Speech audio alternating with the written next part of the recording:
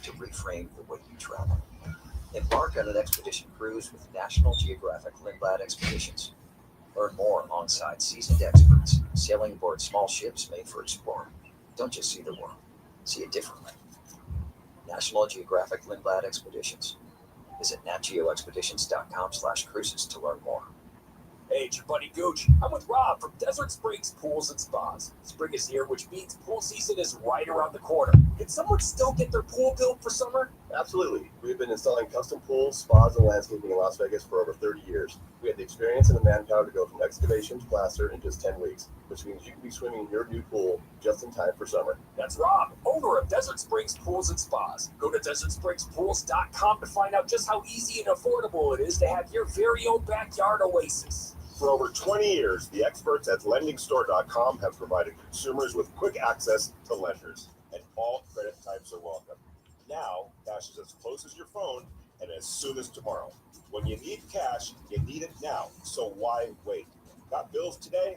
Get cash tomorrow.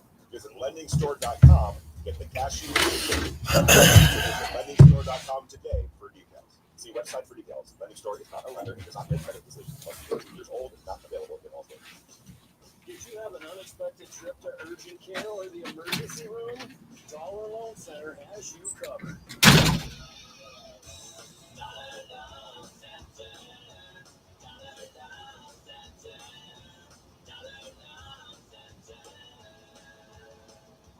Accidents happen, and they usually come at inopportune times. Medical care is not cheap, and Don'tBeBroke.com is here to help. At Dollar Loan Center, you can get a signature loan up to $5,000, and with our instant funding, you get the money immediately after approval. You don't need a checking account. It's free to apply, and new customers' first week of interest is on us. Stop by one of our 60 locations. Apply over the phone with a real person or online at Don'tBeBroke.com from the comfort of your smartphone. Dollar Loan Center has you covered.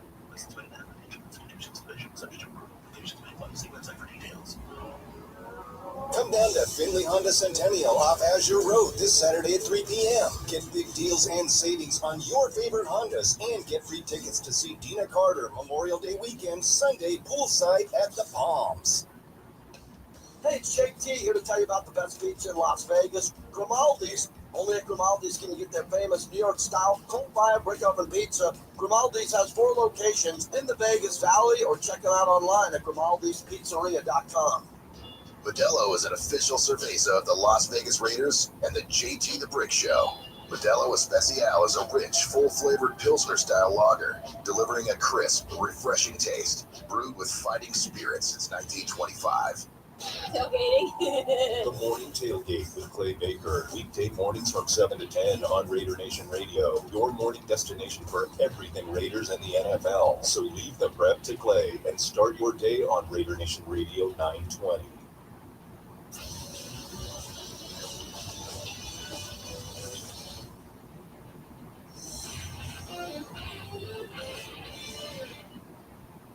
Fortunately, every Hyundai offers available class exclusive advanced safety features that can alert you to the potential dangers around you. And Hyundai is over 130 IIHS top safety awards since 2006, because Hyundai's always working to ensure the road doesn't get you.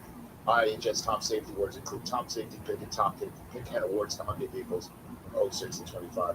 Let's sneak in a win-loss game. Alfred, Kentucky, you only have about a minute and 45 seconds. So fast. You there, Alfred? Yes, you there, Alfred? Yes, sir. I can see him. I want your big dog. Let's do it. And Dom, you want to do the win-loss game for what? You can't go past. It's my big dog. What a G for L. G for L, big dog. What up, man? What's up, DJ? Down, come boy. Sure, no, that's right. Well, here's A.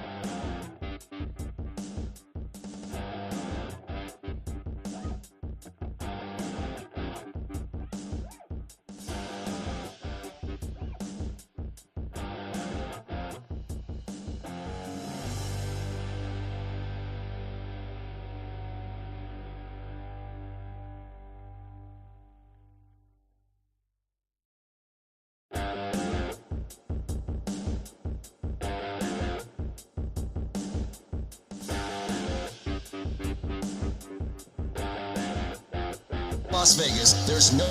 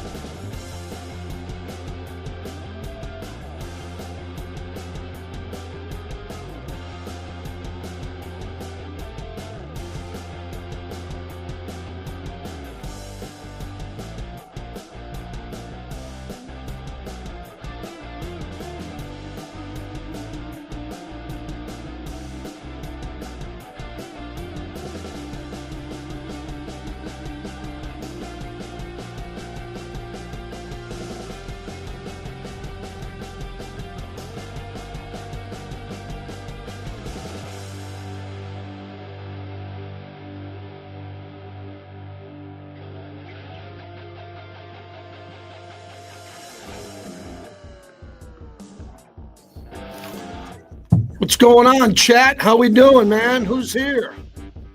I gotta see the chat. How do I see the chat? All right, what do I gotta move around?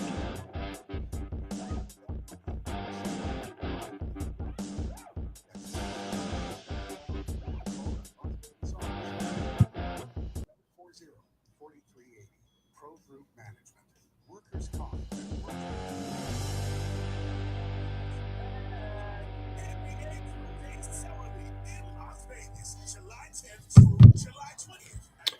Good to see everybody. I'm gutted. I'm gutted as a Knicks fan. I'm absolutely gutted.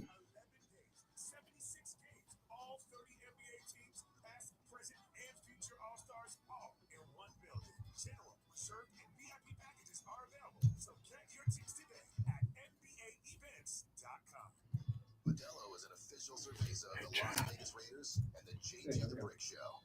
Modelo Especial is a rich, full-flavored Pilsner-style lager, delivering a crisp, refreshing taste, brewed with fighting spirit since 1925. Raider Nation has found its new home for daily Raiders content. This is Raider Nation Radio 9 AM, part of the Las Vegas Sports Network, KRLD Las Vegas. You're listening to the JT the Brick Show, where the Raider Nation has come to sound off and react to over 20 years. It's the JT the Brick Show, broadcasting live from the Finley Cadillac Performance Studio. Raiders bring a blitz. He takes up off the middle, and he's wrapped up from behind. Max Crosby. Your silver and black home to sound off for over 20 years. Open at the 35, racing to the 20, 10, touchdown Raiders. And now, here's JT the Brick. Out of the gate, JT, as we begin today, I am gutted. I am devastated. I suffered one of the worst losses of my life as a fan last night as the Indiana Pacers came from behind and beat my New York Knicks in one of the greatest chokes that I've ever been a part of. And, I was a part of it because that's my team, and I've been gutted before. But that goes on my Mount Rushmore as the biggest choke of my life as a fan. Do you have one for you? I don't know who your team is. I can't read your mind. But we all have teams. There's a lot of Raider fans that watch us this time of day. Whoever you are, that broke into my all-time choke list. And how dare that happen on a night where I was in the backyard. I had a cigar ready to go. I had a Modelo ready to go. The game was over. It was over. The game was over, and they lost. They ripped that game out of the jaws of victory and threw it into the jaws of defeat. I've been watching sports since I was born. When my mom and dad had me on my lap when they took me home from the hospital, I've been watching or listening to sports, and I have never experienced anything like that. People compare it to the Reggie Miller game. Okay, the Reggie Miller game. Yeah, I could compare him to that. This was worse. I went to bed last night really screwed up. I mean, and not in a good place. My wife looked at me at the kitchen table and said, "You're not right. You're not in a good place." I wasn't in a good place. It really, really bothered me. Going into that game with 1 minute left to go in an organized professional NBA playoff game, teams that had a 9+ point lead with 1 minute left, teams that had that never, ever lost 1,434 times. I repeat, 1,434 times a playoff team trailing by 9 plus with a minute left never won until last night, Bobby. So that now the record is 1,434. Let that sink in. That's what I went through last night as a fan. I almost can't compare it to anything. I really can't, because I get paid to watch sports and talk about it. That's really all I do. A lot of times I get to go to sporting events. I have never seen anything like that, so it's brand new to me. And I've seen this team before at Madison Square Garden get their guts ripped out in front of them and lose, but never this way. You know, I often say this, if you've been listening to me, and you could watch us on YouTube. The new channel's up. It's got a scroll. It's got the chat. It's really sharp. JT the Brick YT on YouTube. A lot of people are getting the show that way now. We appreciate it. When you lose a game like that, it scars you and damages you. I don't think it takes a day off your life or years off your life, but it mentally scars you and damages you. And as a New York fan, mostly when it comes to baseball and basketball, you know, when the Yankees were up 3-0 and lost 4 in a row to the Red Sox, that was slow. That happened inning by inning by inning over 4 games. So it was like an ice pick under your fingernails for a week. This happened in under 2 minutes. So the scarring and the damage that it did to me mentally, I won't know about this for a long time. It scarred me to the point where I know mentally I am not in a good place as a fan today. I am not in a good place. I am not at my best. After witnessing what I witnessed last night, I will be changed forever. I cannot overcome that. Now, you might say, well, they could come back and win the series. Are you out of your mind? You don't come back from that. I'm going to root for the Knicks. I root for them to win. You can't come back from that. I mean, you can come back if you're up 4 with 2 minutes to go and you lose and a ball hits the rim and bounces 6 feet high and goes in. You can recover from that. You can't recover from what happened last night. It is one of the wildest and craziest things I've ever seen, and I've seen it all. So I put it up there with the Patriots, and you might say this is only game 1. The only thing that could have been worse is if it was game 7 or elimination game. I'll give you that. But this is at a level where I look at it and I say, I mean, the only thing that I was live at that was probably more thrilling was when the Patriots were down 28-3 and beat Atlanta. And every number and stat was broken and thrown out. And that'll never happen again. No one in the Super Bowl is going to be down 28-3 and come back and get that done. So I am scarred. I'm defeated. I'm beat up. You know, I love the Knicks. And I can't overcome that. That was really hard. I didn't even talk to my dad. I talk to my dad every day. I'm giving my dad a day off. I have buddies of mine who are calling me. I talked to my best friend. He's the best man at my wedding. My best friend today. and he was worse than me. I mean, he literally needed to hear me, and I said, I can't tell you anything, and he couldn't tell me anything. We're best friends. We talk every day for over 50 years, and we couldn't even have a conversation. So if anything like that's happened to you in your life in sports, what happened to me less than 24 hours ago, let me know. 702-365-9200. Of course, I'm not going to quit on my team, even though it sounds like I am.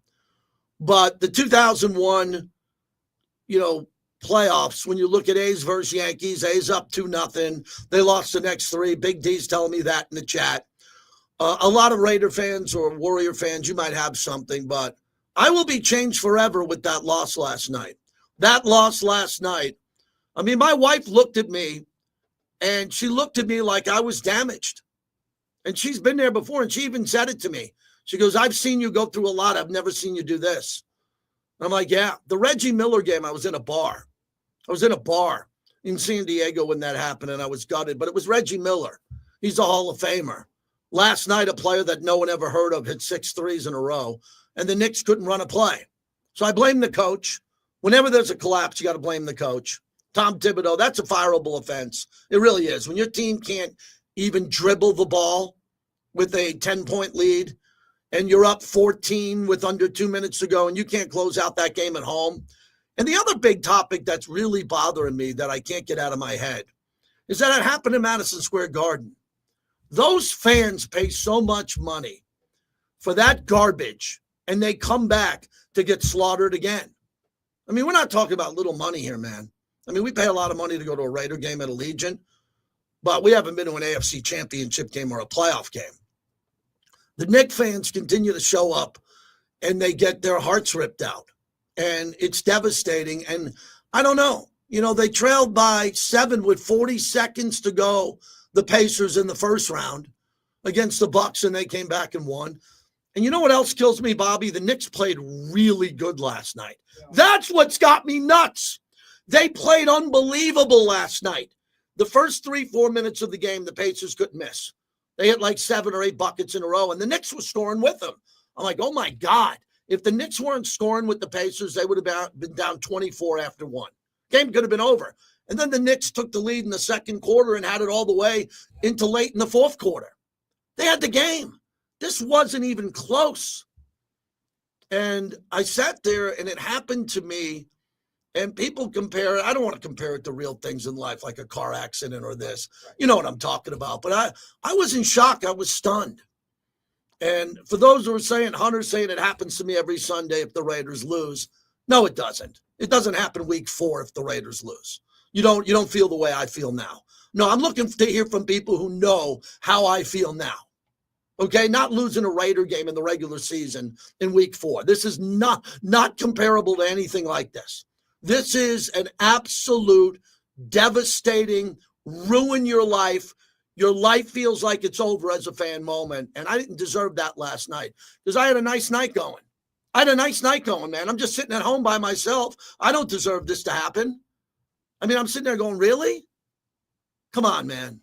So that troubled me in a big way. Let's get to the lowlights of the game. When Halliburton hit this game-tying shot, this is one of the most remarkable shots in NBA history because the Knicks needed a stop. The Knicks were up 2. If they give up a 3, they lose. Okay, well, that's all Indiana was doing was making threes. So I'm like, Indiana's going to go for the win.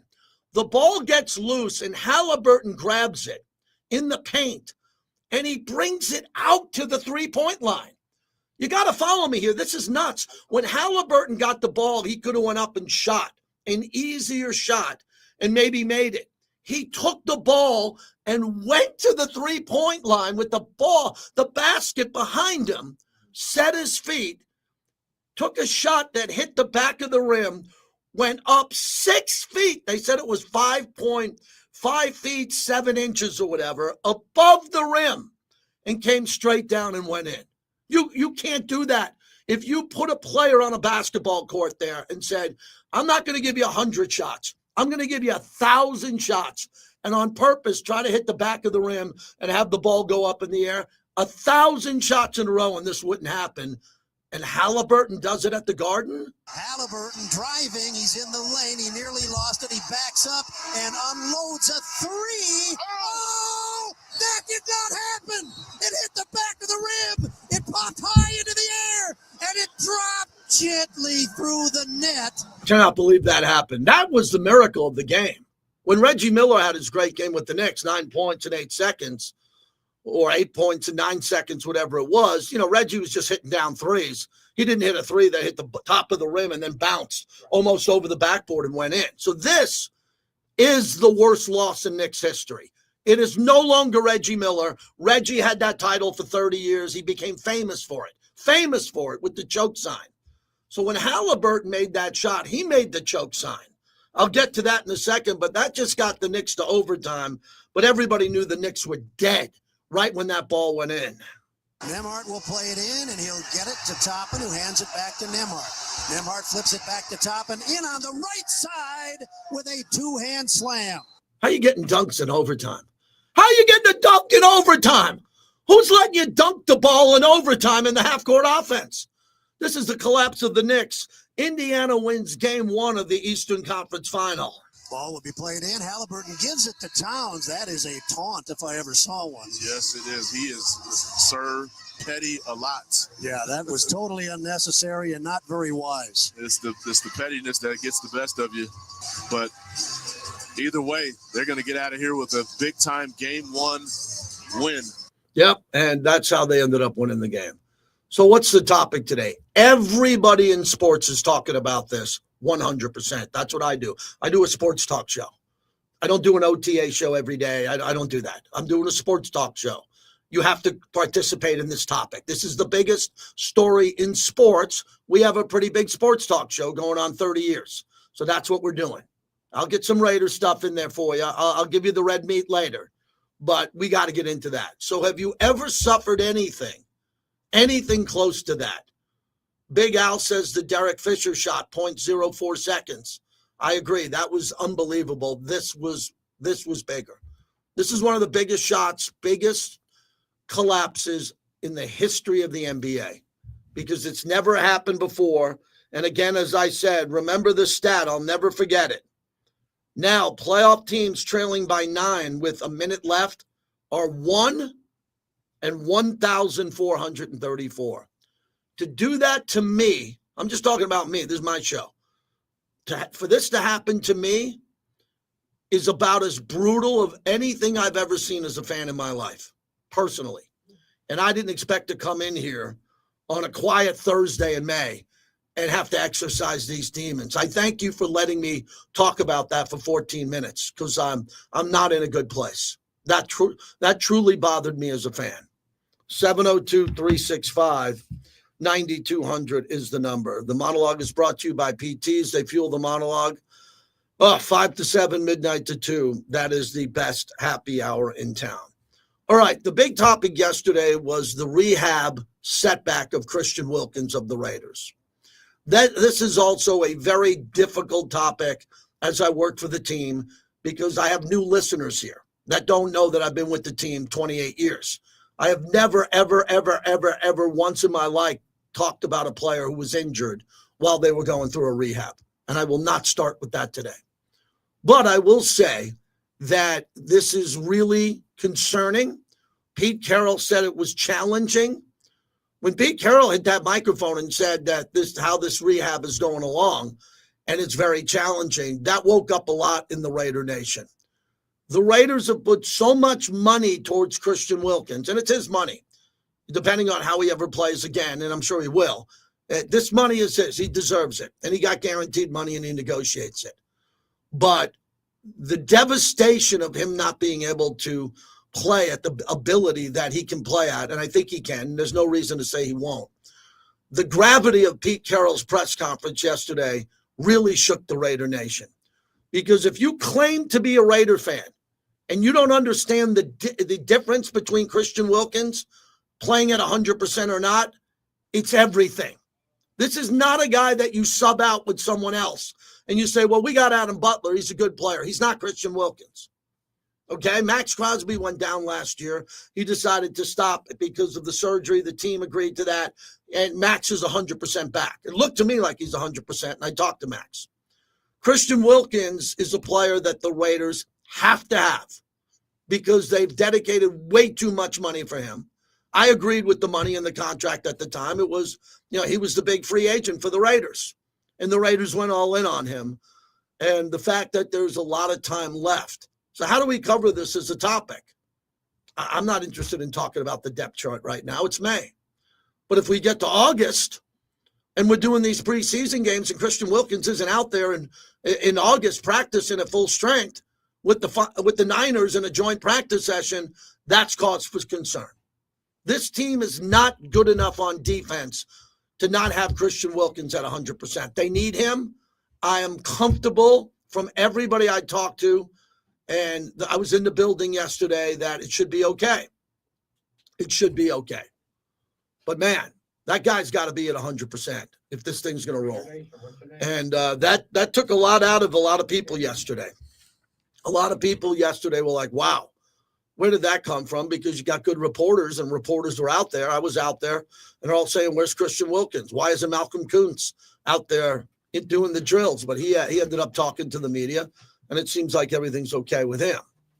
The rest of it, Brock Bowers and Ashton Genty, it went viral when Brock Bowers said, and I thought it was interesting, he talked about him being a ball of muscle, Ashton Genty, and what he can do and what he's able to do. It's great. Ashton Genty looks great. Jack Besh looks great.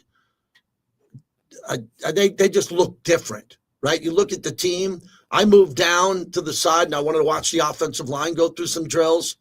The offensive line looks different. Colton Miller out there 100%.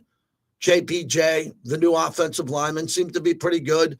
A lot of people are excited about Jeremy Chin, right? So Jeremy Chin's out there at safety.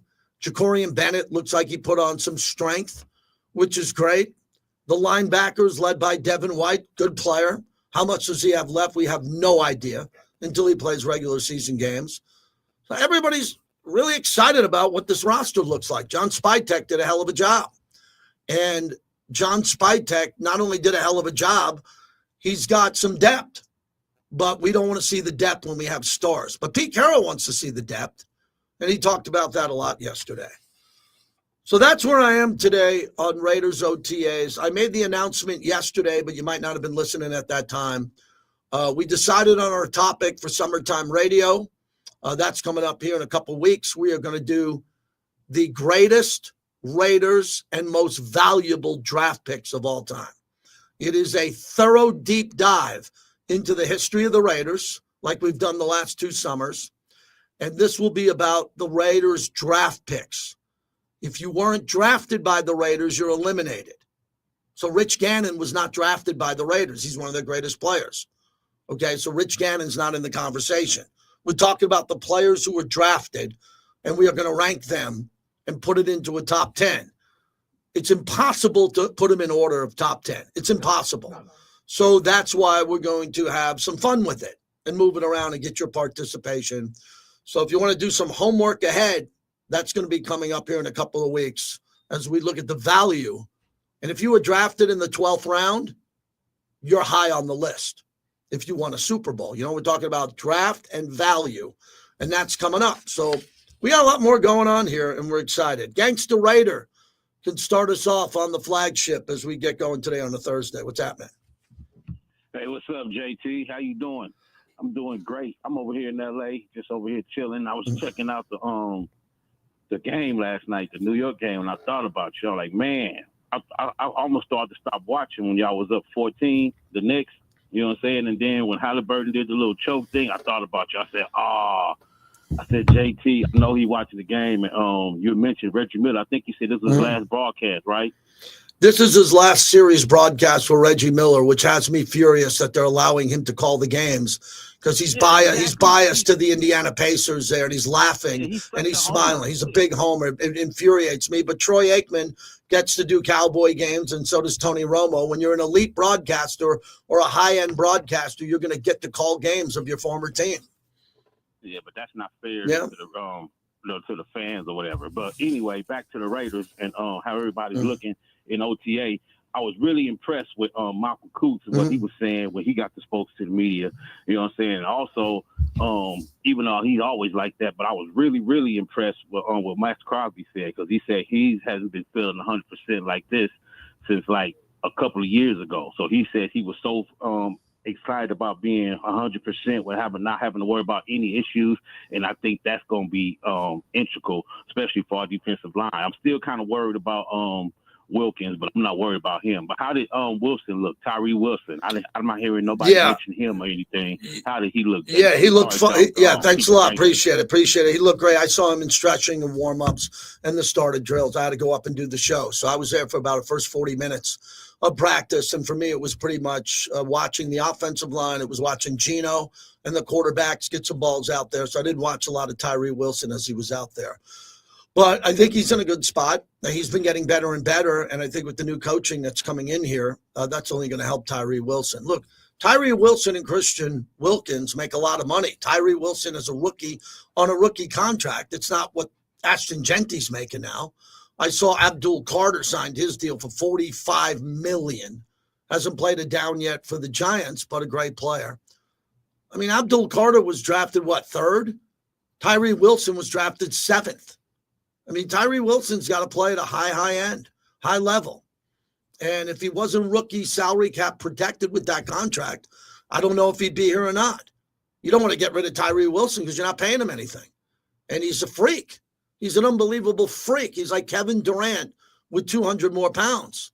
So I want to see the guy do great. He's a great kid, great player. Was a great player in college, came into the league injured, was drafted way too high, and he's got a chip on his shoulder. But Tyree Wilson and Christian Wilkins have got to play there, and they got to be available. And overall, I think Paul Gutierrez or Deshaun Reed, I forget who put it out there, pretty much everybody was available. Everybody was out there yesterday. But the Christian Wilkins news hurt because, that's a guy that you want to see out there running drills and laughing with Max and having a good time. If he can't go because he had a bit of a setback, we're not going to know anything about it. We're not in the trainer's room. We don't have the x-rays.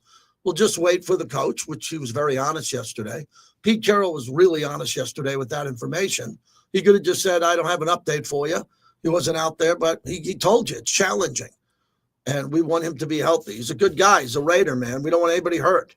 We don't want anybody banged up. We want everybody to be ready to go. 702-365-9200. I hope to hear from some basketball fans today on what happened to the Knicks game.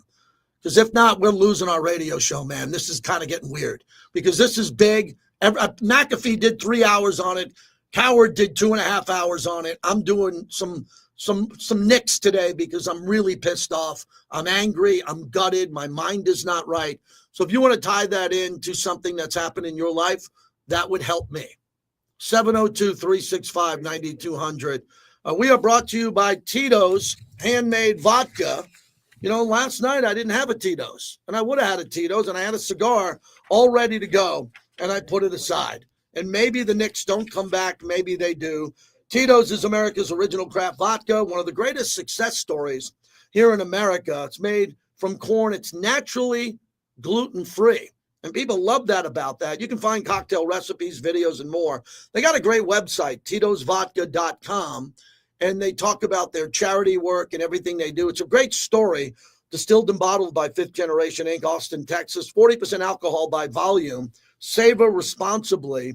Tito's, my go-to vodka and proud partner of Raider Nation Radio. Remember, I've been telling you I wanted to partner with Tito's forever, and now that we have them as a partner here on the flagship of the Raiders, now that the Raiders have Pete Carroll, Geno Smith, Max is here, Ashton Genty, it's an exciting time for Tito's and us.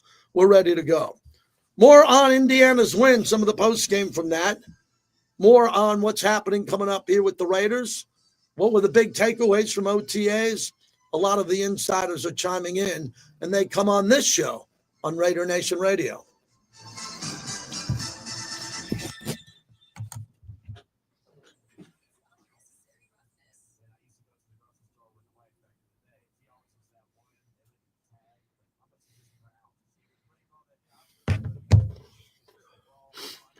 Wow. All right. I had to get rid of that. Get that thing going. Hit the like button. Appreciate everybody there. Like the new setup. I like this new setup, man. I could actually see scores and headlines at the bottom of the scroll.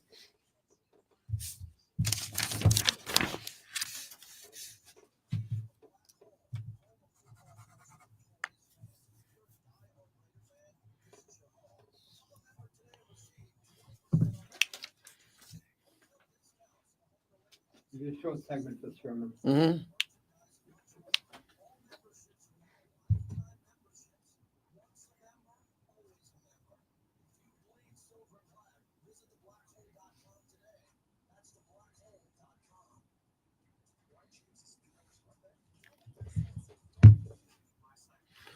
What else in the chat? Ron, I'm the only other New Yorker you know who's a Raider fan. I know a lot of Raider fans in New York, a lot.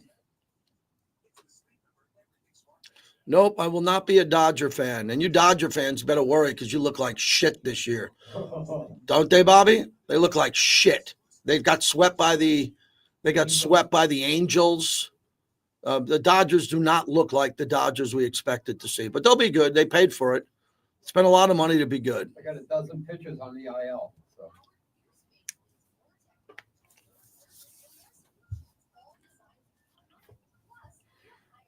It's only May. You're right, buddy. It is only May.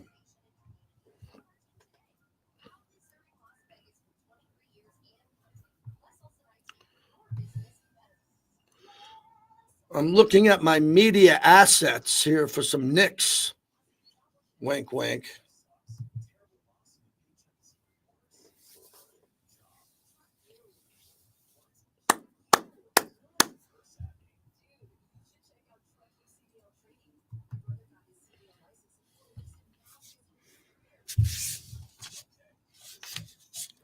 I'm going to a new restaurant tonight, which is in Southern Highlands, which I'm really excited about.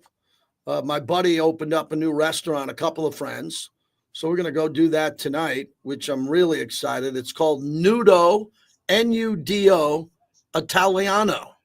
Michael Morton of the famed Morton Steakhouse. Michael Morton. My buddy John O'Donnell are opening up a brand new Italian restaurant. And tonight is Friends and Family. In the chat, does anybody know what Friends and Family is? Anybody know what that means? You should know what it means. If you don't, I'll tell you in a second. Maybe I'll give someone an opportunity to react to what Friends and Family means. Yeah, so Friends and Family is when they have a soft opening and you get a chance to go to the restaurant and the servers practice and the kitchen practices before they open up. So it's really cool because you get like personalized service like you've never had. It's really cool. So yes, Snow Raider makes a great point. That's a great point. Whenever I go to a restaurant that's Italian, you order chicken parm. That's the litmus test. If it's chicken parm and it's done right, it's unbelievable.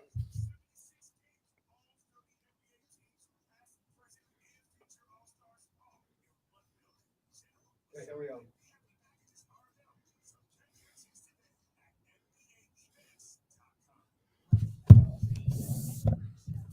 Brought to you by Tito's Handmade Vodka, America's original craft vodka. Visit Tito'sVodka.com. Because I love it here. I love the guys here. I love Robbie. I love the D-line room. I love everything that's going on over here. So that's one reason. Patrick Graham continuing. Yeah, Patrick Graham, PG. Yeah, so definitely all that stuff. It's Malcolm Kuntz. He says he loves Robbie Leonard. I saw Coach Leonard at the Raiders Gala where Stevie Wonder performed. And I told my wife, I just pointed at him. She was talking to him for a few minutes that Rob Leonard's going to be an NFL head coach here, I think, pretty soon. I think he's that good. I think Patrick Graham's going to be an NFL coach really soon. I think he could have got hired in the last cycle. I think John Gruden's going to be an NFL head coach again very soon with some of the knuckleheads this league is hiring. Hey, before we get going, and basically I'm asking you today, the Knicks loss last night was arguably the worst of my life as a fan of any team. That went to number one or number two all time. So the worst loss that you ever suffered from in sports, the one that to this day you can't look at when it comes on TV, and I know a lot of Raider fans want to say the tuck rule or the immaculate reception. I get it. Maybe there's another game that's not jumping out at me. That's a game that really affected your life that badly. 702-365-9200. I was telling everybody who's in our YouTube chat on our YouTube channel, tonight I'm going to a brand new restaurant that opened up in Southern Highlands called Nudo Italiano from my good friend Michael and Jenna Morton and my friend John O'Donnell, who's a partner in it. It's friends and family tonight. I was explaining to the chat, there's nothing better than friends and family. Friends and family in Vegas is big because we open up like 100 restaurants a day here. I think I read something years ago. It's like 50 to 100 restaurants a day at one point because of the casinos, the size of the valley, and all that, Southern Nevada. And when a restaurant opens up, friends and family, you get to go in there, order whatever you want. The servers are all practicing for the grand opening. So we're excited about that tonight because God knows deep Henderson needs some Italian, man. I mean, I don't know how you do it out there in deep Henderson. Summerlin, I feel like I'm living in Italy, Tivoli Village, and we got Italian restaurants everywhere. You go out to deep Henderson, man. Let's get a little Italian in your life. So we'll plug that place, and I'll tell you about it tomorrow. Thor, Raider Nation Drinking Club, man. Man, I could have used you last night, Thor. I was really reeling from that Knicks loss. What's happening? JT, what's happening, my brother? Man, I drank a few for you last night, bro. I had no dog in the fight. What an amazing game. But yeah, that was absolutely crazy because I actually went outside for a minute to take my dog out thinking the game was over to pee and stuff. And I was like, oh my God, oh, no way. So, anyway, sorry about that to you, JT. And all my I got a lot of New York Knicks homies or New York homies, and they're Knicks fans and Raider fans. So I know that was rough for you guys last night. Yeah, it was rough. As far as the Raiders go, though, hey, I'm trying to stay positive all until there's a reason to be negative. Right now, I know people are a little bit worried about Christian Wilkins in the boot or whatever, and is he really going to be? I have faith that he'll be able to go. I'm just going to keep the faith with the D line. Max is going to be great. Malcolm Kuntz, I'm going to keep the faith that he's going to be back. He's going to pick up where he left off 2 years ago before when he got hurt. I'm going to have faith that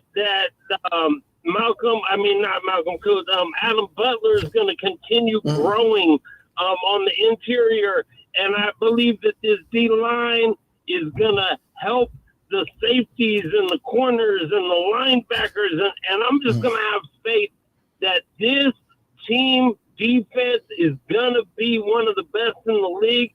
And that's going to help the offense. And the offense with Geno and the running game now that we should have, and Brock Bowers at tight end, that we're going to continue to get first downs and score points. And that's going to help the defense by keeping them off the field and scoring points.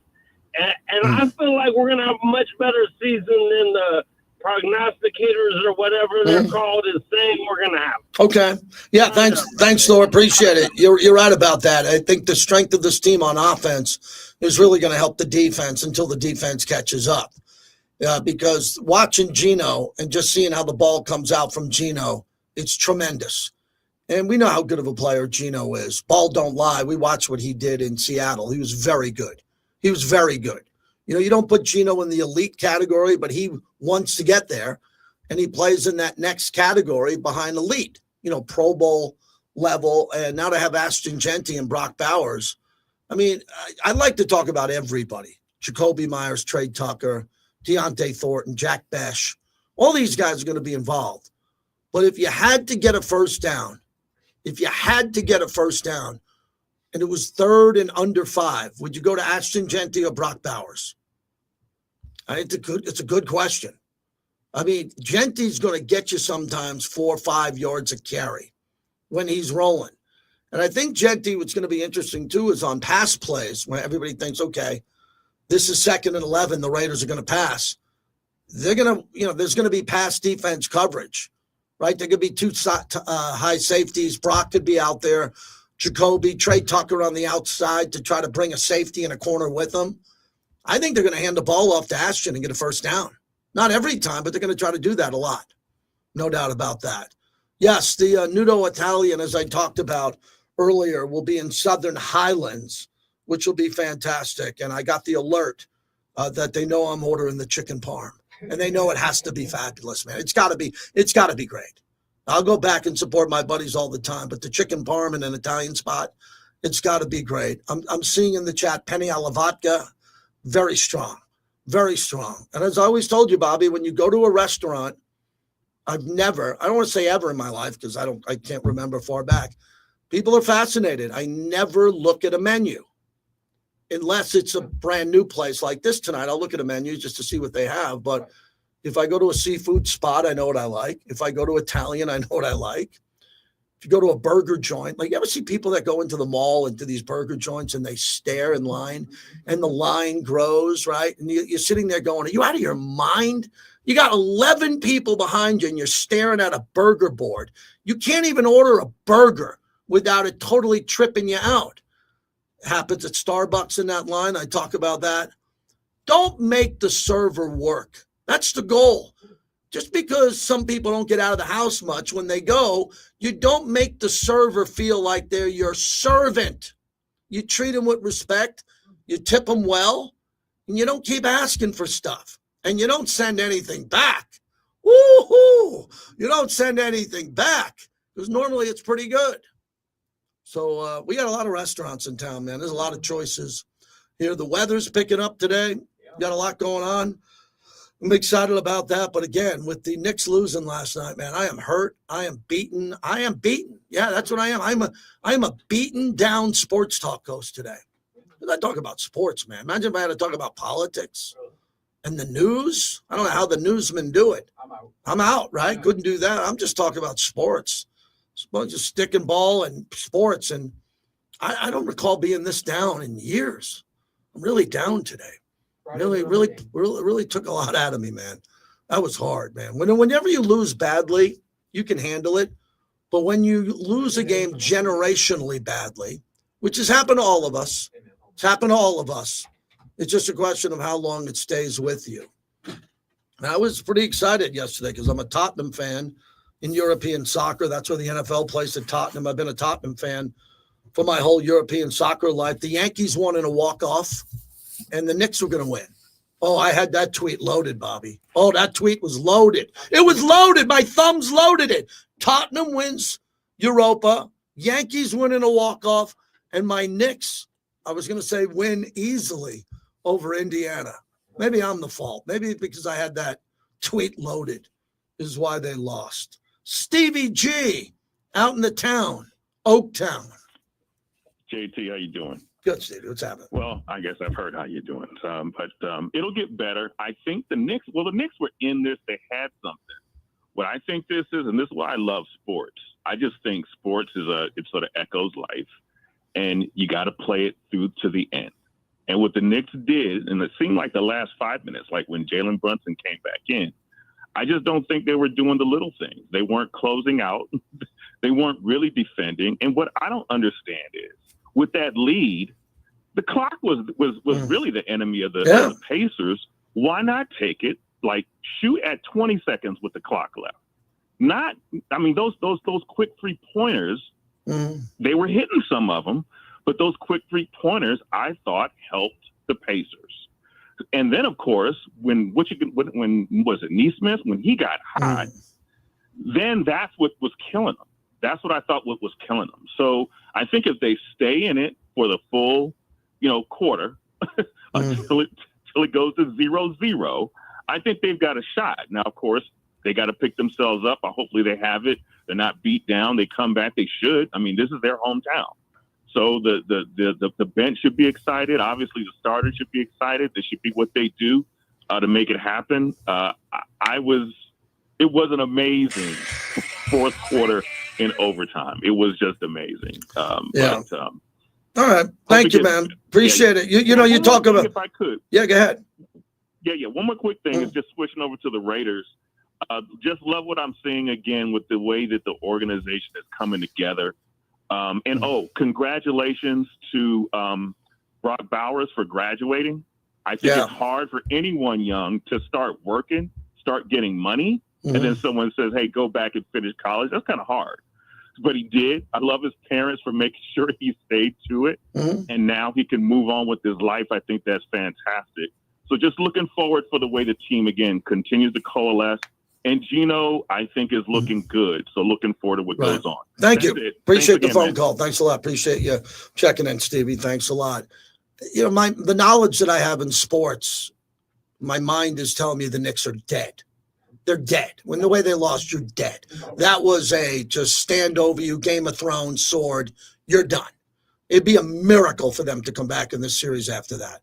I'll be rooting for them and my team, but I can't do that right now. I can't give this, we'll be back after what I saw there. And everything you said, you're pretty much right on the Raiders. I mean, this is a new look Raider team. Raiders look different. And Brock Bowers' parents, I met them a few times. Great people. They wanted their son to graduate from Georgia with a degree, and he did. Brock Bowers is special. We're fortunate to have him here in the silver and black. We're brought to you by the Black Hole. They'll set up all your trips, all your social life, but you got to become a member. Go to theblackhole.com. Yep. All right, good to see everybody in here in the chat. My son's experimenting with some reels and some tweets and some other cool stuff that we're going to be able to use. Like we'll be able to take your Twitter or that, and we'll be able to put it in here and show you. But we're building this thing. We're building this thing up.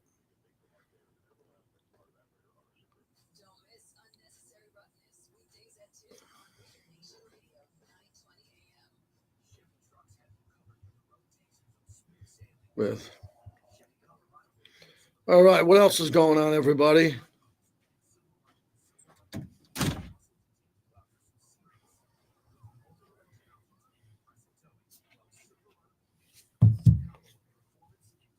OTAs continue as Max Crosby praises the rookie's effort and leadership.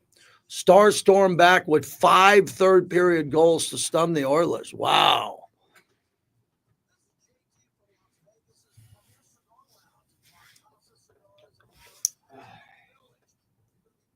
Oh. We do Bollinger maybe 130. Sure, why not? It's open. Yeah.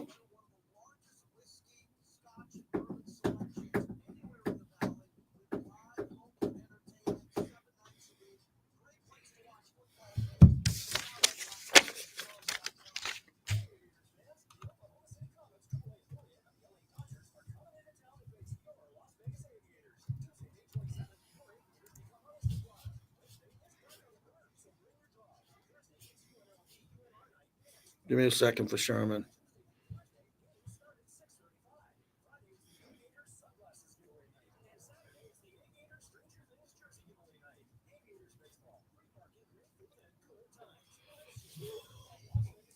You got an Aviators game tonight, Bobby? No, tomorrow. Are you working it? I did the game last night. They lost 5-2. They're in Sugar Land, Texas this week. Sugar Land, Texas. Anybody ever been to Sugar Land, Texas? The Sugar Land Space Cowboys. Don't lie. Yeah. Beck looks amazing. Beck looks great.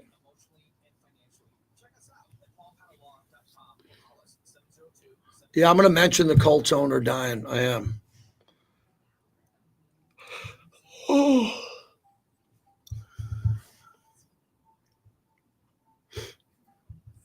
Man, Michael Jordan's getting $40 million to be on NBC. $40 million. Big Al says Sugar Land is a suburb of Houston. Yes, it is.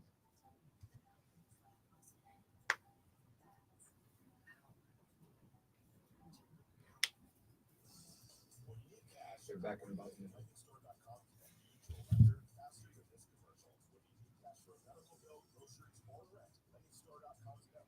Yeah.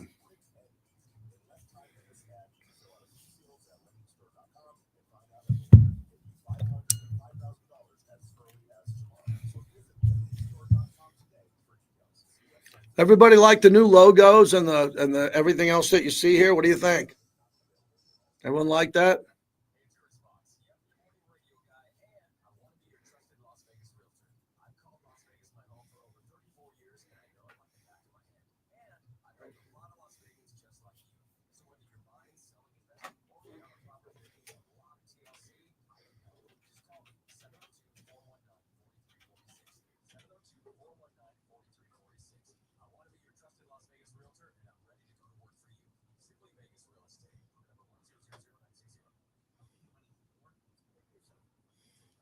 Hey, Jeff, Bobby, how you doing?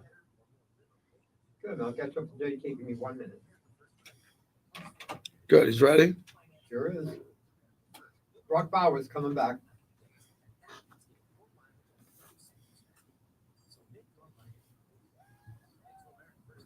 We doggy.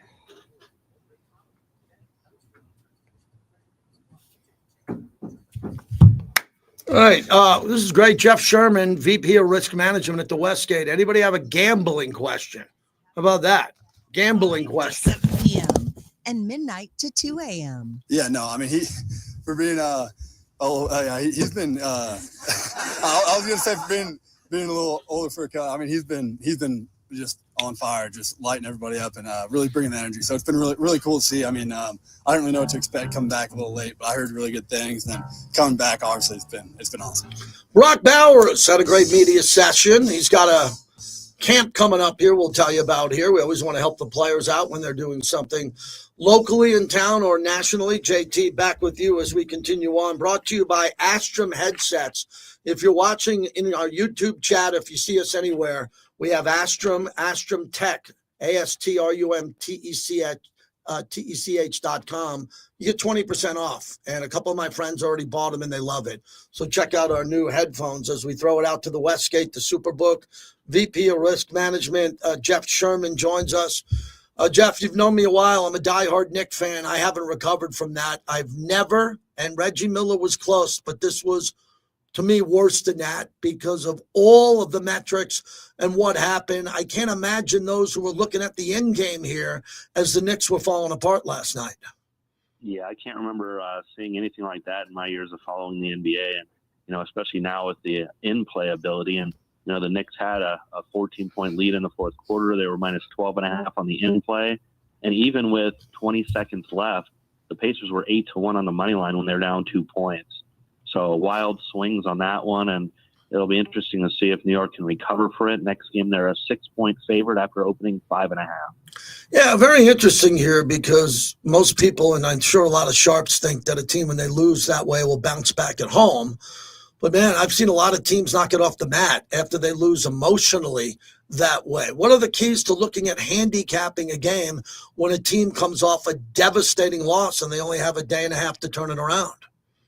Well, the one thing that you see is their focus in the first half, and you tend to see the first half point spread higher than it usually is. So a 6-point favorite is usually 3.5 sometimes. Here you're seeing some 4s on the marketplace on the Knicks, considering that they can't put themselves in a position to be down 0-2 at home. So they're going to come out in the beginning with a little bit more effort and energy, and that's what you see in the marketplace. Now that Denver, the Warriors, and obviously the Celtics have been eliminated, the Pacers won last night. OKC looked really good in game one. How have the overall NBA title odds changed?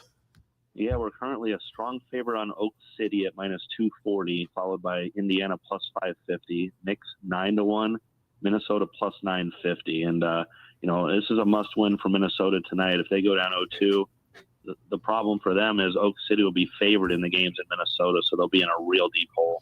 Did the public have it right on Shai Gilgeous-Alexander on the MVP? Because I know a lot of fans thought Nikola Jokic had the stats to win it. We did. We had liability on SGA, and he opened 11-2 prior to the season. And we took some decent wagers on him at that point. We were in a solid position on Jokic, but a lot more support on SGA this year. Big collapse by the Edmonton Oilers in game one. Talk to me, since the Golden Knights, one of the high favorites to win the Cup, have been eliminated. How do the NHL title odds look?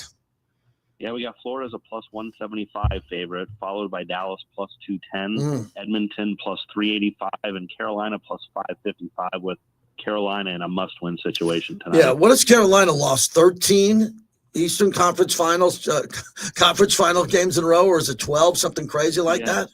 No, it's 13. They got swept 3 straight times there, and now come off a game 1 loss. So it's a precarious position they're in right now. Jeff, you were telling me NFL wins are up since we last talked. Why is that number one, and who are the teams that have a higher win total? Yeah, once a draft happens and we start formulating everything for the upcoming season, and we start out with Buffalo at 11.5 over -155. We've actually had some decent movement on a few. Notably, our largest movement has been on the Raiders after opening 6.5 over -145. We're up to 7 -110 on the Raiders right now. So the Raider number win total is at 7. I think last year, if I'm correct, you had it 6.5. Yeah, and we opened 6.5 with stronger juice just because of the position that they are in the division, which is a tough spot looking up. But the public likes them at the low number, so hence 7 now.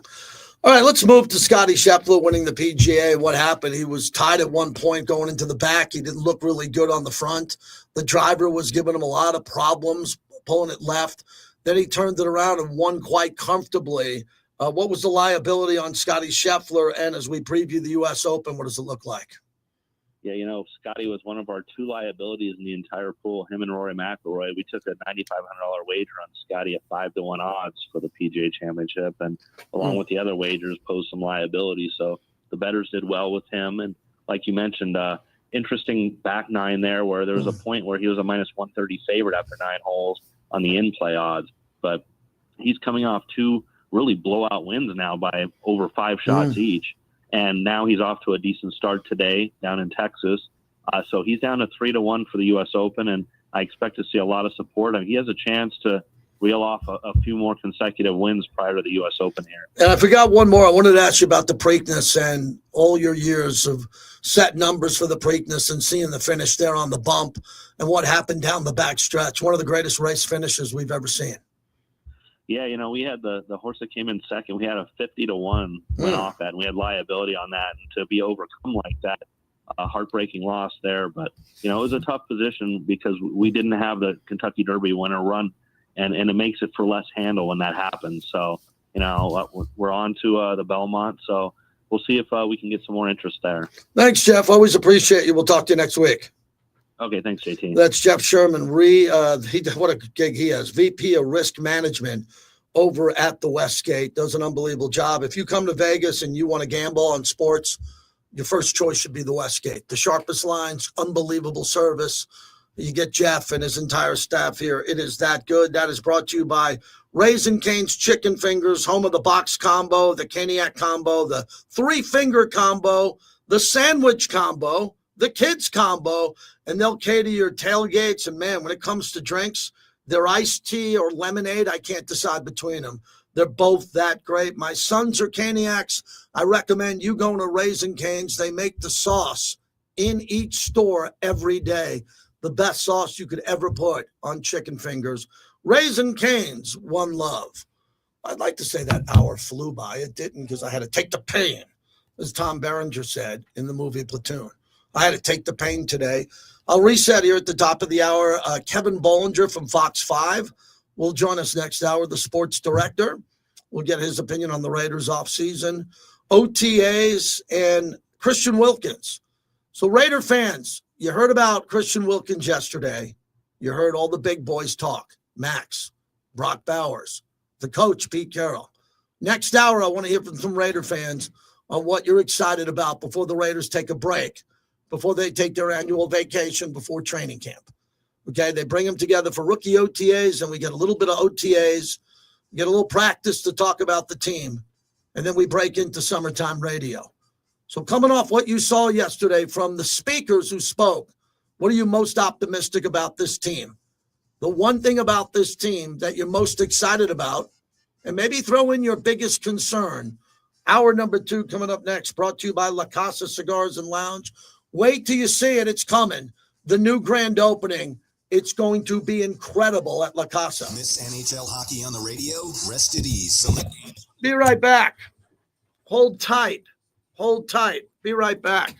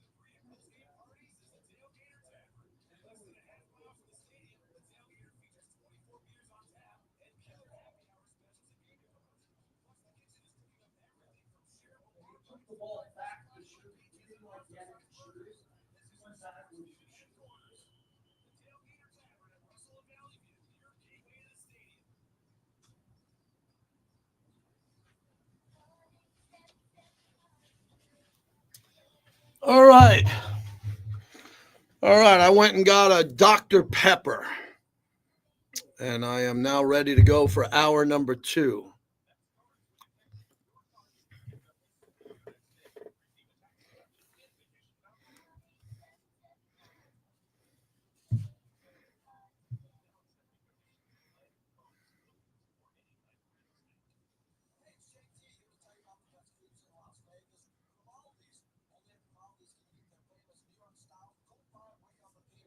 Yeah, I'm ready. Yep. Thank you.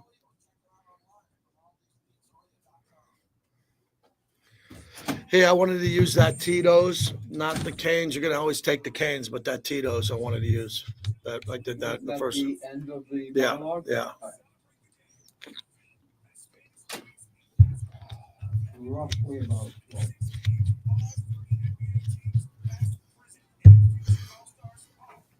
Yeah, I'll go separate on this. Roughly about 15.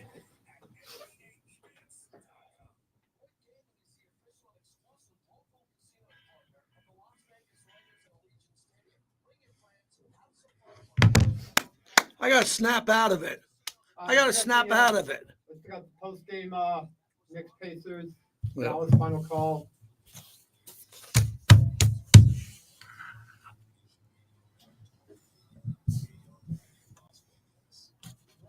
JT the Brick Show, brought to you by Modelo Especial, the new #1 beer in the U.S.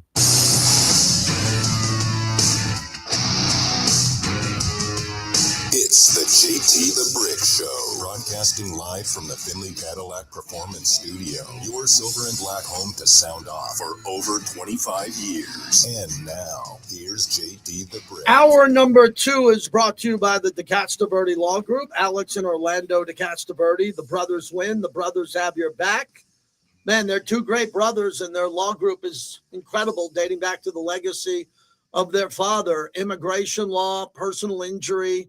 Look, you're going to hopefully drive safe your entire life. And I never want you to get into an accident. But if you do, have their number in your phone. Trust me that you can trust the brothers. 702-222-9999. Brotherswin.com. They should be your first call. We trust them. We know them. And I know what they're all about. And we want to have people that we trust. So Brothers Win, the DeCastaverdi Law Group. 702-222-9999. I am gutted by the Knicks loss last night as a Knicks fan. I've never seen anything like that. I've seen things that are close to that.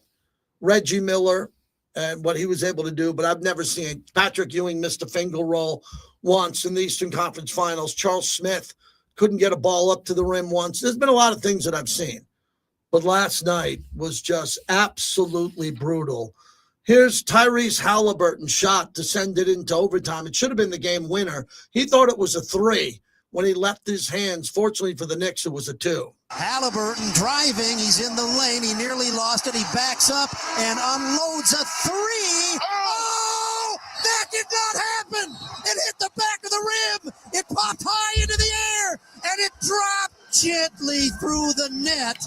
That's Pacers Radio on the call. They were feeling pretty good about it for obvious reasons. They were feeling great about it because they ended up winning the game.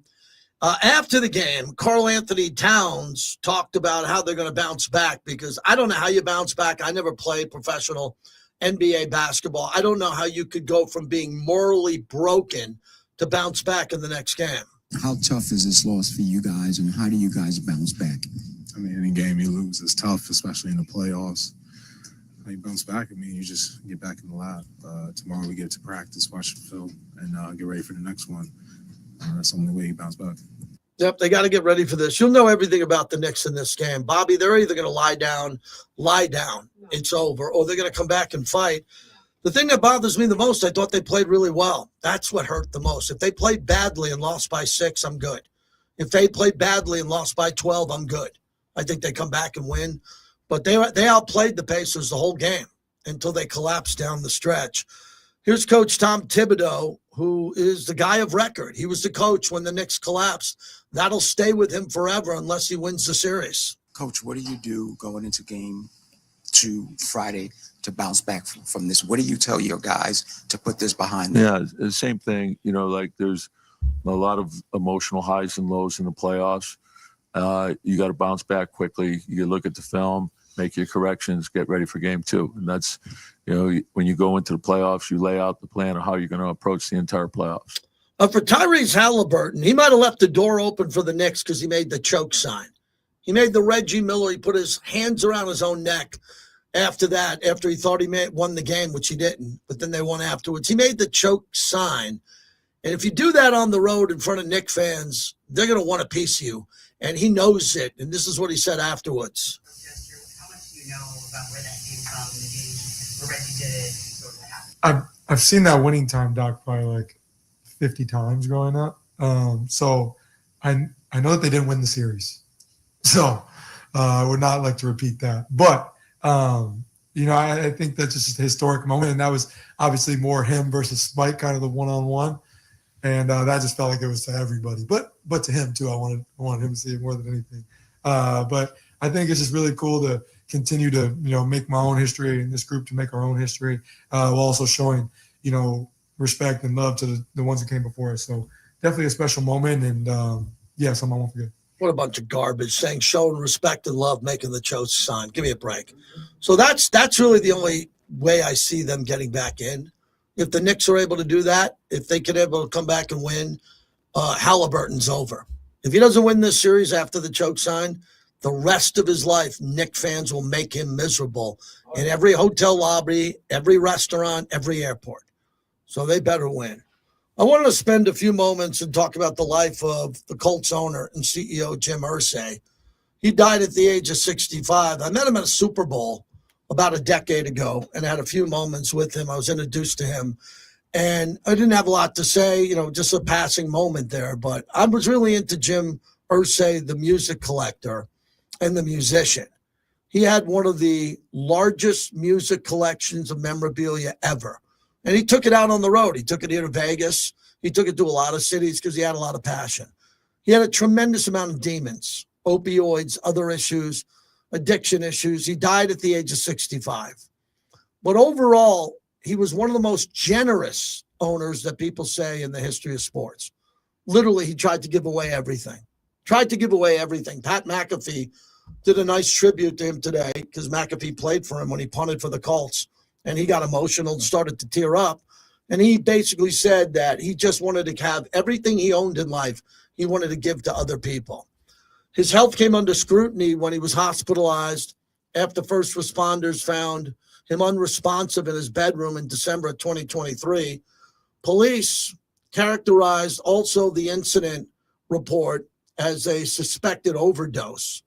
The next month after Irsay was not seen publicly for multiple weeks, the Colts said in a statement that he was being treated for a serious respiratory illness. Now, a lot of people have demons in their lives, drugs, alcohol, gambling, whatever it is. Pete Rose just passed away. Pete had a lot of demons, most of it gambling. But I thought Pete helped out a lot of people along the way.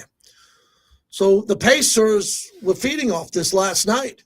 His last tweet, his last public comments, writing on social media, "Go Pacers, good luck to Herb, the entire Pacers organization in our city." Pro Football Hall of Fame quarterback Peyton Manning, widely considered the greatest player in the history of the franchise, was among those who chimed in on his death. Quote, "I am heartbroken to hear about Jim Irsay's passing." Peyton put that up on social media. He was an incredibly generous and passionate owner, and I'll always be indebted to him for giving me my start in the NFL. He loved the Colts, and the city of Indy was unmatched. His impact on the players who played for him will never be forgotten. My thoughts and prayers are with his family. That's coming from Peyton Manning. So a lot of people just look at someone when they die and they say, well, that guy went to jail, or that guy went to rehab, or that guy was this or that. No, at the end of life, people make their peace. And Jim Irsay seemed to do that. He was a tremendous bodybuilder at one point, and he cared about his fitness and all that. But his health broke down. And Irsay assumed ownership of the Colts at the age of 37 after the death of his father. Mark Davis took over ownership, obviously Mrs. Davis, and Mark when Al Davis passed away. It's tough to do that, man. It's tough to live in a shadow of your father or your mother or whoever it is. And Irsay was a prominent member of the NFL's finance committee and chaired the legislative committee. So those are big jobs that he had as an owner, very well respected. But I like what he did with music and philanthropy, and he had a lot of guitars. He had a big Beatles connection. The John Lennon, his piano, Ringo Starr's drums, all of that. Really cool. And then he played music. He'd like to go out on the road and play music. So Jim Irsay, rest in peace. A lot of us don't know much about him. But, they had to make some big decisions over the years, really big ones, and he got a chip. He got a Super Bowl ring, and he gave away a lot of Super Bowl rings for charity. Most people said he was a really good man, but a very tortured soul at times, and he had a lot of problems in his life personally. But we wish the Colts well, their fan base, on the loss of their longtime owner. I mean, this guy got involved with the sport at a very young age. When you get involved in a sport at a very young age, you're going to make mistakes along the way. Chad Hutchinson of the Lions was cleared to play.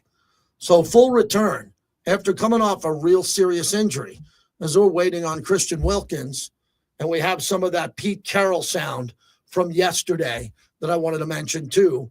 But when you come off an injury, Aiden Hutchinson, he's already a Pro Bowler. And he spoke to reporters for the first time since last year's season-ending leg injury. And he was super excited, and he seems good to go. And remember, this is a team that has a really good chance of going back to the Super Bowl. Huge opportunity for them not to go back. They didn't go there, but to go back and play for a Super Bowl this year. I think it's going to be really important to see how he comes and how he leads this team going forward. And then a couple of comments that I wanted to talk about on Pete Carroll's press conference yesterday. Because yesterday, Pete Carroll, not everybody was expecting him to speak. I wasn't. I thought it was going to be more about the players. And Pete, went to the microphone and he joked around with the reporters there. He had a lot of fun things to say. But I was happy to be out there because I just wanted to see one thing, and I saw it as soon as I stepped on the concrete right off the field, that the players are going to be running and jumping up and down and hugging each other. It's just going to be different. And other coaches do it differently. Antonio Pierce had guys feeling loose and high energy too. But Pete Carroll is at a different level than all of these other great coaches when it comes to practice and competition. That's really his legacy. He coached in 2 Super Bowls. He's won 2 championships at USC. He's lost big games. He's won a lot of big games. But he always wins practice. And that's what I think the players are mostly going to get out of this before they play a game, before they play their first game, which will be on the road at New England.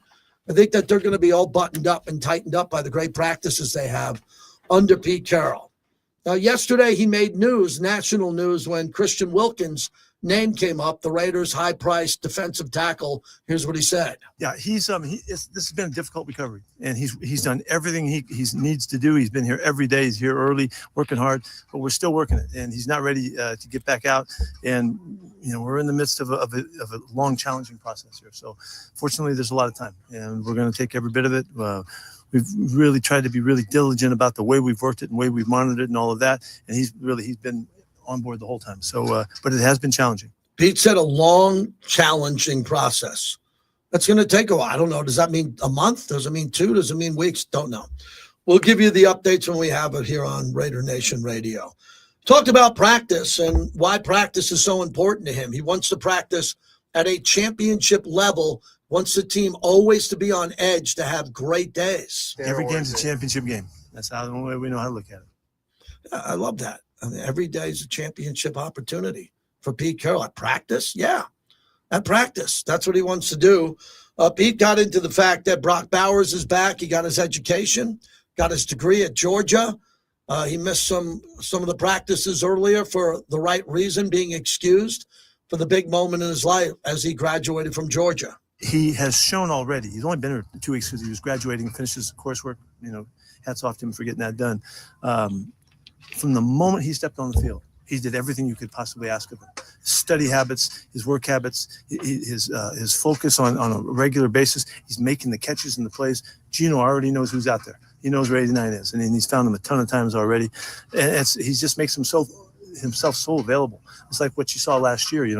On a team that was struggling, he still just continued to show really positive and good attributes, and he's doing it from this point forward. So he's a big part of the offense for sure. Chip knows he's out there too. Yeah, Chip knows he's out there too. Really nice what Coach Carroll said about Brock Bowers there. I mean, he's acknowledging his education, his commitment, his practice, study habits. Isn't that great? I mean, Pete Carroll takes over this team, and he gets a great player who's already had a great rookie year. I love that part of what Brock's going to do next. And Max Crosby's name came up because Pete Carroll knows what Max can do. Max looks great. He's going full speed, 100%. Yep. And Max going full speed, that's nothing new. I mean, Max is going full speed when he walks to the lunchroom. I'm dead serious. When he walks, he's got people on him like, all right, I can do lunch here because I got this in a half hour. I can talk to you now because I have this. I have to get back in the gym in 20 minutes. Right. I mean, I've been fortunate enough to see it. Most of the time I catch Max, it's in the area from the field to the cafeteria area, and the guy's single-minded focus is like nothing I've ever seen. And then Coach talked about Gino, who he's coached in the past, and what Gino looks like already at OTAs. We ain't getting along at all. I mean, it's been a natural transition from the time we first contacted him and let him know that we were in on this deal and we were trying to see if we could make some sense of it. We were both excited about it, and so I feel really like we're connected at the hip, and we have so much background. I mean, it's not just the couple seasons that he played; it's all of the years that he was there. Because to me, coaching the next quarterback up is really, really crucial, and so we spent a lot of time, and communicating and setting our priorities straight, and staying on course. And he's just been a champion at that. And now he comes out the other end of that time frame, and he's an elite quarterback in the league. And so what he brings to us is great confidence. He brings to me, I know that we're going to get great play out of his spot. So it's really easy to work that out. All right, so the Raiders met the media today, and we haven't heard from really any fans. Fans are really kind of like just kind of going through the motions. I get it. It's our job to get you through this time of year, and we'll do that. We're doing that right now. I had a devastating night last night with the Knicks, and I couldn't wait to get in here and talk about it. So for Raider fans, you got a chance now to talk about this team and what you want to see next. And I think it should be a Christian Wilkins show about what the Raiders do with bringing him along. But the problem with that topic is we just don't know his real condition. We just know that he's not available, and we're hoping it's not super serious. But he's been injured for a long, long time. And that rehab typically would be 100% by now, and it's not. So if you're a Raider fan, what's your level of concern? 702-365-9200 if you want to get in And then there's one other topic that I wanted to touch on that I think would be good for our content here and our reels and everything that we're doing. The Steelers and Aaron Rodgers still haven't come to an agreement. I mean, what's going on here? The guy has time to sit on the Joe Rogan podcast, the most successful podcast in the world, which is great. He knows he's going to get clicks. People are going to talk about him. But he has time for Joe Rogan, but he doesn't have time for the Rooney family. Let that sink in. Now, if Aaron Rodgers wants to run for office, or if he wants to talk about any type of vaccines or immunity and all that and sit down with Joe, fantastic. But he's a football player. And there are OTAs going on, and the Steelers don't have a quarterback. The Steelers let go of Justin Fields and Russell Wilson. Aaron Rodgers knows it's his job. And what is he doing? He's wringing out the energy and the nerves of the Pittsburgh Steelers, a franchise that has won 6 world championships. As it stands right now, Mason Rudolph is the starting quarterback for the Pittsburgh Steelers. And the 6th-round pick, Will Howard, is a backup. That's not a quarterback room that will inspire the team. Mike Tomlin's job's on the line, and Aaron Rodgers doesn't have enough respect to tell Mike Tomlin, Coach, I'm there. I'm going to give you more. I'm going to sign and go to OTAs. I'm going to sign for less so you can use more money to get maybe another free agent. This is incredible. And I don't know what to tell you, but I'm shocked that this guy is doing this to the Steelers. If he wanted to do this to Carolina or Tennessee, and for us here in Vegas, we were, I told you I'd pick him up at the airport if he wanted to be the quarterback a couple of years ago. I was dead serious. But man, he's doing this to the Steelers? Woo! This guy's got balls. Nothing intimidates him. I don't know. There's rumors about him and getting engaged, girlfriends, family. I watched his documentary. I thought it was fabulous. The other documentary I have queued up is the one on Brett Favre that just came out. And I've heard a lot of people who just turned it off quickly because it looked like it was just bad. I'm going to watch it, obviously, for show prep.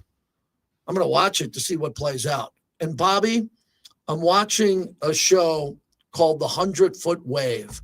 It's on HBO Max. It's one of the best sports documentaries that I've seen in a long time. I recommend everybody watching this. It's about Garrett McNamara, who I think we had on the show. He surfed the largest wave in the history of waves, the 100-foot wave. And he did it in Portugal.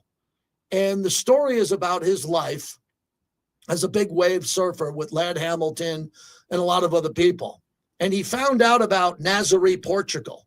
And he and his wife went there and set up camp. They got kids, the whole thing. They left Hawaii to go chase this wave. And it is the angriest, most fierce, most unpredictable wave in the world. And I've been watching it here. It's on HBO Max. And I would highly recommend everybody see it. If you think athletes have courage, right? Athletes have courage to just strap on a helmet, get in the batter's box. The ball's coming in 100 miles an hour. This will change your life. The 100-foot wave.